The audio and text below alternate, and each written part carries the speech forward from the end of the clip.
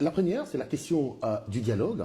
Vous savez que le président Tshisekedi était en Angola, vous l'avez vu aussi au Togo, mais pas plus tard qu'avant-hier, il a dit oui, il y a la question du dialogue, mais le dialogue doit se tenir sous quelques conditions. Il en a posé probablement, évidemment, 4.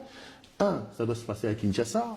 2, sous la coupole du gouvernement de la République. 3, pas question de remettre en question les institutions de la République. 4, pas question de dialoguer avec les gens qui ont les sangs entre leurs mains. Vous pensez que vous pouvez aller à un dialogue comme ça? Pero, en a-t-il par exemple chez Tshisekedi? Quand vous me posez cette question, moi je pose la question au président Tshisekedi. En tenant un tel discours, est-ce qu'il s'est rappelé qu'Aristote a existé avant Jésus-Christ?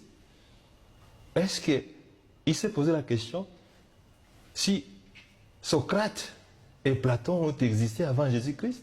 Est-ce qu'il se pose la question si les Grecs qui ont créé la politique réfléchissaient comme lui? Parce que nous ne devons pas croire que le monde est né avec nous. On est dirigeant pas pour soi-même. On est dirigeant pour le peuple. Est-ce que le peuple veut le dialogue? Oui.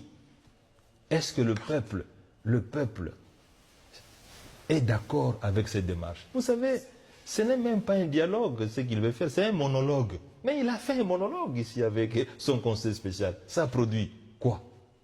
Ça n'a rien produit parce que le dialogue aujourd'hui, c'est un problème de crise de confiance, c'est un problème de crise de légitimité. Les institutions actuelles, tout le monde le sait, ne sont pas légitimes. Les responsables politiques aujourd'hui ne sont pas légitimes. Ils se réfèrent à la Constitution. Mais cette Constitution qui est systématiquement violée, la Constitution du pays, qui est la loi suprême, cette Constitution-là, recommande que lorsque quelqu'un est condamné par la Constitution, par la Cour constitutionnelle, les arrêts de la Cour sont non négociables. Mais ce n'est pas ça que nous voyons. Et donc, moi, je pense qu'il faut absolument mettre fin. Il faut mettre fin à ces monologues. Allez, on va peut-être s'arrêter. La toute dernière question, peut-être pour terminer, M. Matata.